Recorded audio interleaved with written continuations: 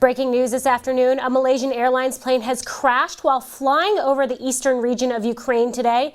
This is your Thursday afternoon news hub. We have a special breaking news broadcast today to bring you all the latest updates on this devastating crash. Malaysia Airlines Flight MH-17 left Amsterdam earlier this afternoon. It crashed with 295 passengers and crew aboard. So far, the State Department is not confirming whether any of those passengers were American citizens. President Obama has been briefed on the situation. Right now, officials are investigating whether that plane was shot down in an attack related to the fighting between Ukrainian forces and pro-Russian separatists in that region. We want to stress that this is a breaking news situation. We are bringing information to you as our team of Wall Street Journal reporters across the globe confirms it. I want to go first to the Wall Street Journal's Jason Bellini for more details on where exactly MH17 was traveling when it went down.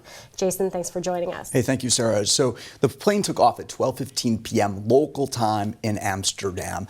Now, it flew over Poland and then it went into the Ukraine. And when it hit the eastern area of Ukraine, that's when it lost contact with air traffic control in Ukraine. They report that, and then shortly thereafter, the plane crashes. And this area we're talking about is right by the border of Ukraine and Russia. It's really only about 40 miles from there. We were just showing you on a map there. So where was this plane headed? Where was it supposed to land? Well, it was on its way to Kuala Lumpur, and this is a Malaysian Airlines flight, and it's actually the same model of aircraft that was used in the still missing MH-17 flight. Another horrible disaster for this airline. Yeah, absolutely, Malaysian Airlines. So let's talk about this aircraft for a second. It's a Boeing 777.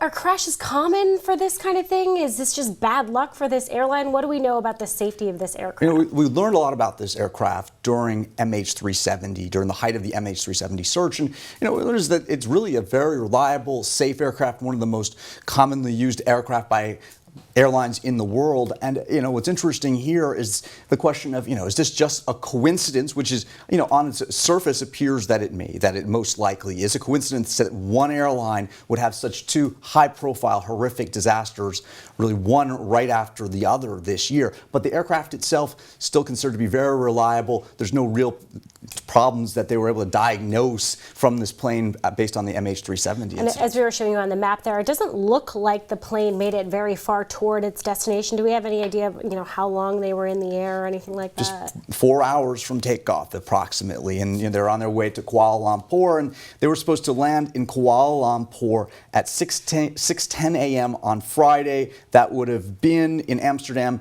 12:10 a.m. So, it's when you take times into account, this is a very long flight, and so this is a plane that was fueled up. It was really only about a third of the way into its journey. So we're not talking about a similar situation to a lot of the speculation about MH370 where, maybe it had run out of gas or maybe something like that. That's definitely not a situation that we were likely to have witnessed in this incident. No, not at all. And also, we are seeing the video of the plane remnants on the ground. It's shattered into very small pieces, and experts are saying that indicates something catastrophic happened in the air. This was not the result of it crashing into the ground. Something happened in the air. That's why it was shattered to smithereens by the time it came to the ground. We have new video, I think, in Amsterdam right now of relatives being taken to a bus. You can see there a lot of devastated families today trying to figure out what have happened to their loved ones. Let's talk for a second about the 295 individuals who are on this plane.